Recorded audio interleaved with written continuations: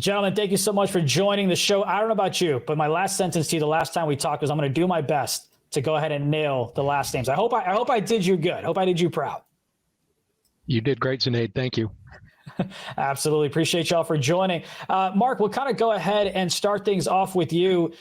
What are the key reasons that folks need to be, invested in the healthcare sector? Would love to get your insights of that.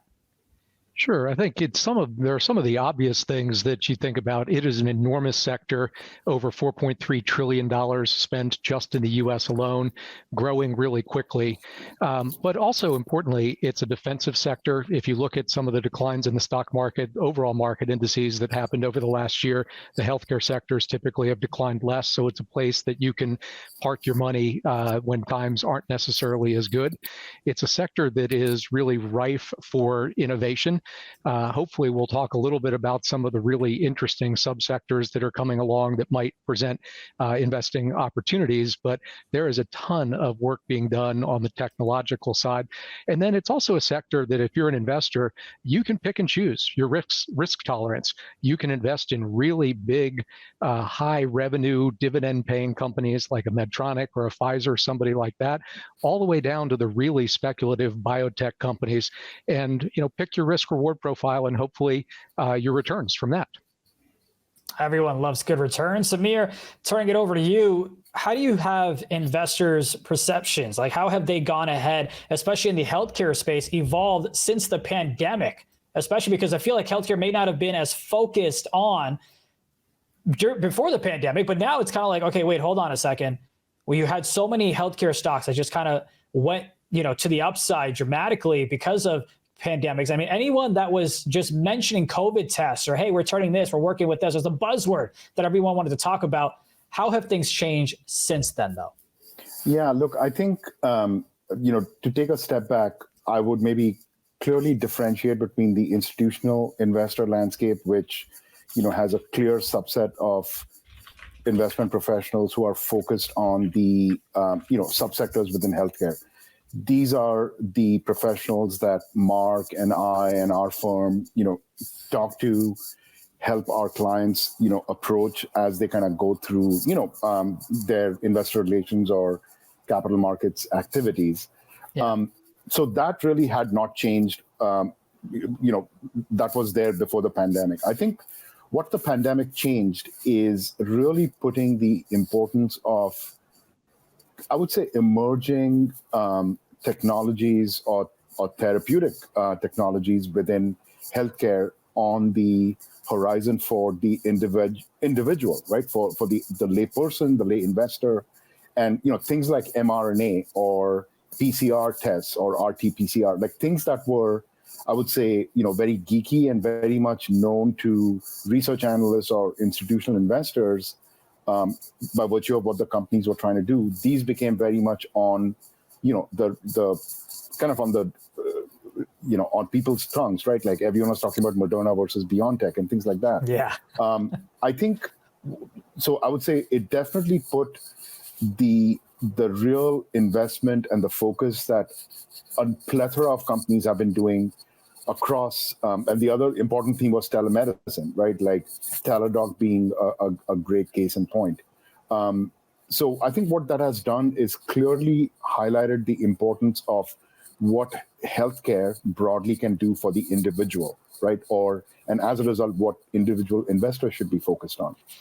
I would say the other theme was, there was a real boom in the early kind of part of the pandemic, kind of at the end of maybe 2020 going into 21, where as we see with some of these markets, there is a sense of euphoria. It may be in some instances irrational, where, the focus kind of goes away from the fundamental to momentum, right? And what I mean by that is the belief that, diagnostics companies broadly defined are just going to keep on growing because everyone's going to be buying tests. The fact that telemedicine, one thing that COVID did is put telemedicine as an important way in which the medical community can interact with patients very much on the radar screen. And that's an important part of any healthcare technology or digital health company that we talk to. It has to be part of their solution. Teladoc was a company that was public well before that, but it wasn't on the individual person's radar screen. I think that has changed. If then I kind of put this lens on the investing side of things, what has happened is, to some extent, the focus in that 2020 and 21 timeframe, broadly defined, was not as risk, was probably on a risk-on kind of an appetite, where the focus was on growth. The focus was on anything that was optimistic, right?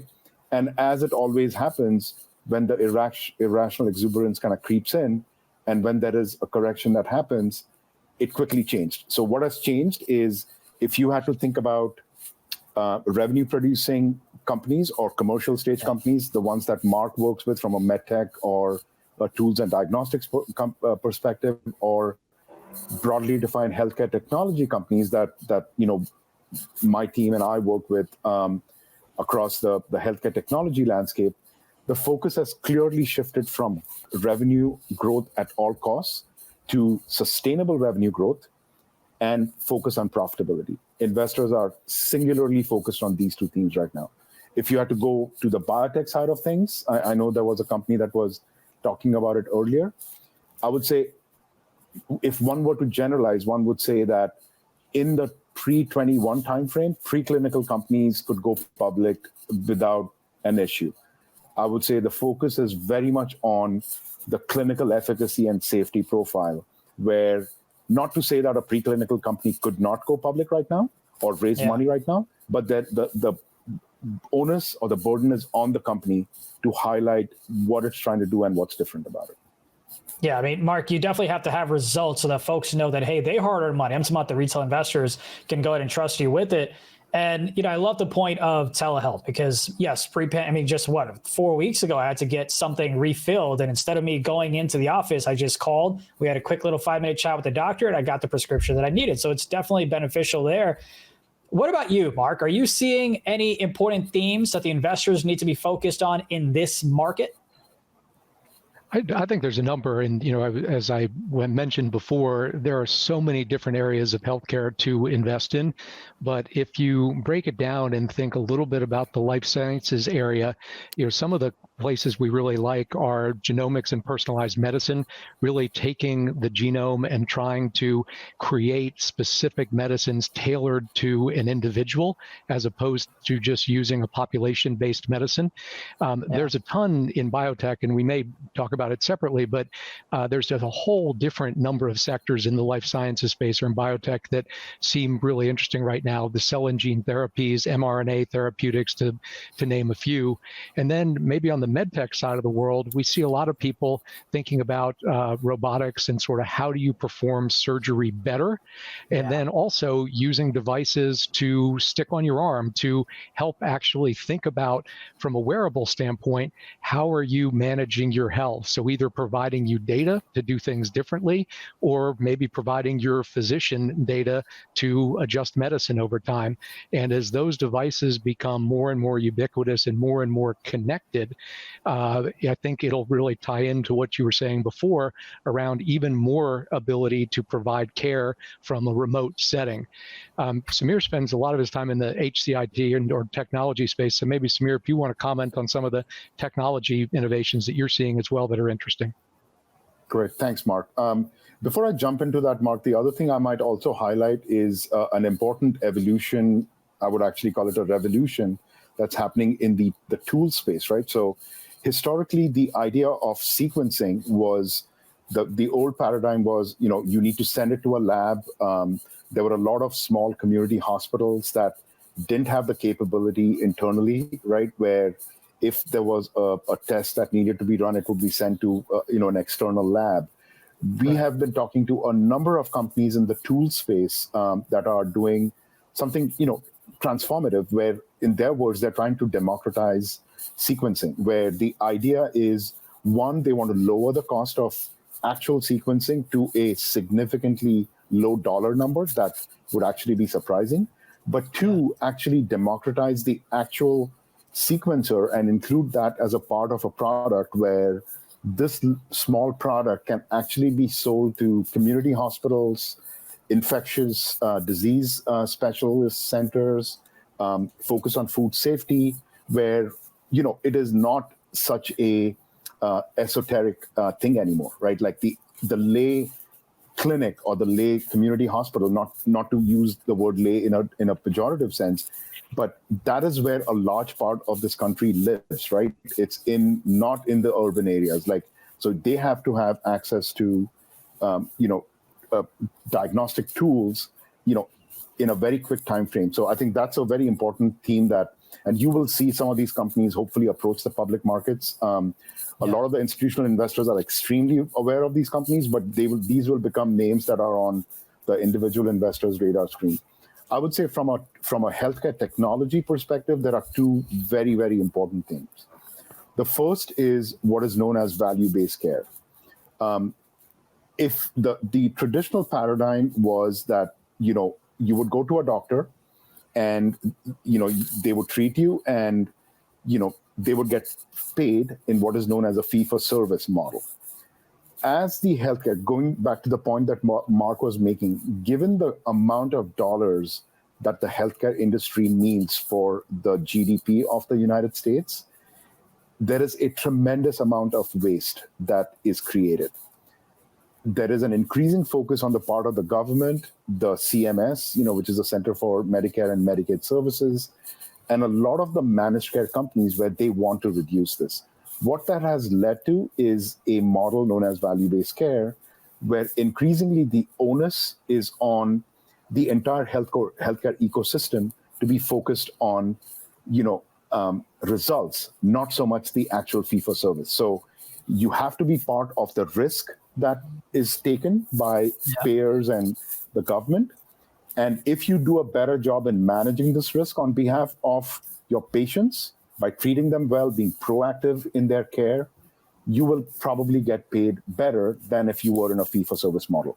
This is a massive change that is happening as we speak and has been for a long period of time. The second is what I would call digital health. And what I mean by that is, if you look at very, very important themes in the popular kind of zeitgeist right now, GLP-1s, right? Like there is not a day that goes by where you don't hear about, these GLP-1 drugs. There are a lot of metabolic disease or metabolic health focused digital companies that are truly creating what one of our clients actually calls the in-between care, which is, if someone has pre-diabetes or diabetes and you go to a doctor and they say, hey, you are pre-diabetic, focus on your diet and exercise and I'll see you in 6 months. That is not care, right? There are companies that are focusing on that 6 month window where the person actually is like, what do I do? Like, I need help, I need coaching, I need, so there is a big, emerging kind of space in that metabolic health area. The other big area is what I would consider behavioral health. Another massive transformation that happened after COVID is the idea of needing help for your mental health is not a taboo anymore. Everyone recognizes that that is a huge issue that affects society as a whole. There are a number of transformative companies that are approaching it with different models, B2C, B2B, or B2B2C. So there's a number of companies. These are already actually large companies that, again, you will likely see going public in the next 2 to 3 years.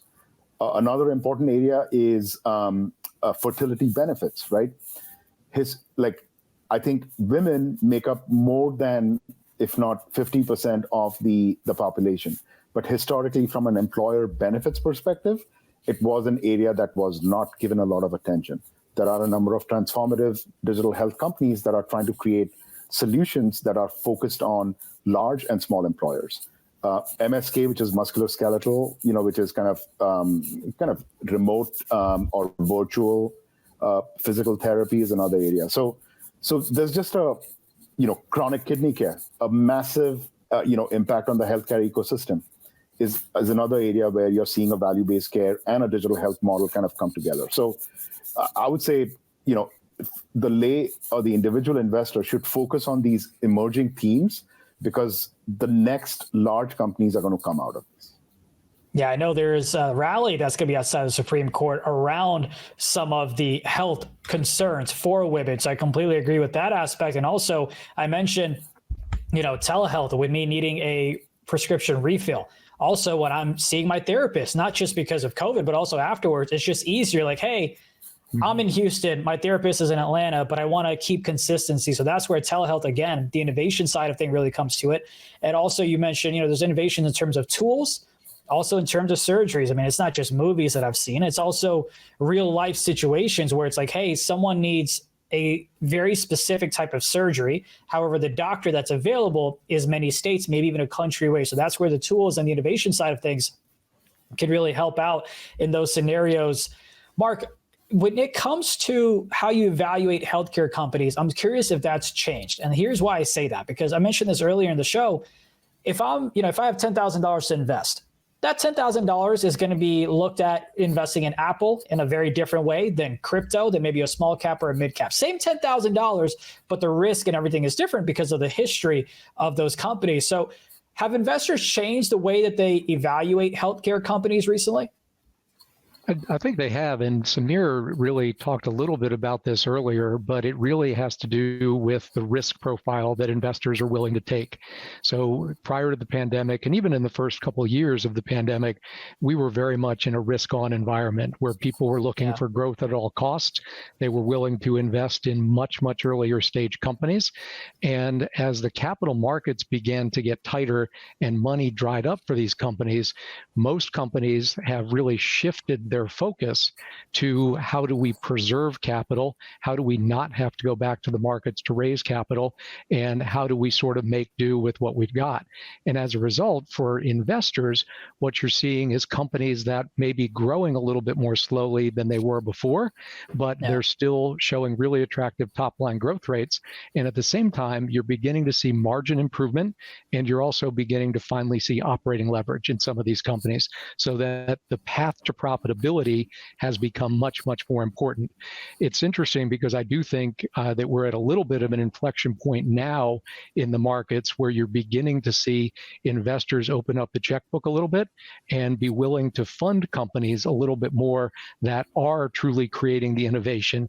And so while for a period of time, I think that pendulum towards conserve capital at all costs swung a little bit too far, I think we're now coming back a little bit where the investment community probably is rightly looking at the growth opportunities and a little bit more of those exciting opportunities that we talked about before, where you might see outsized returns instead of kind of normal or average returns. Yeah, the opening up the checkbook part of it, I definitely can. I don't want to say I can relate because I don't have that much money in my bank account, but I get it because I recently watched a show called Super Pumped, I believe. It's a story about Uber. And, they talk about how they're obviously losing millions of dollars in the early innings when they were only, I say only, but $6 billion.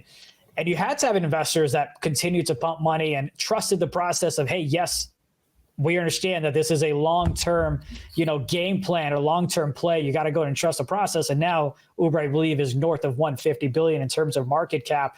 Samir, how have the capital markets, kind of impacted the healthcare space? Is it moving in any direction? What are your thoughts on that? And also, I'd love to know if you're anticipating the healthcare IPO market in 2024, what your outlook is there.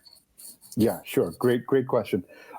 Look, I would say, picking up the thread from what Mark was saying, as it always happens in corrections, the pendulum swings from extremely risk on to extremely risk off. So that, what we unfortunately in our firm call the nuclear winter happened in the second half of 22, maybe all of 22 and all of 23, definitely, where if you were to look at any data, right, it was at maybe historic lows from a IPO or capital raise in healthcare particularly. You have definitely seen signs of the thawing happening. I would say the biotech IPO market has definitely opened up. It is still pretty selective, so I don't want to mislead anyone or give a false sense of optimism.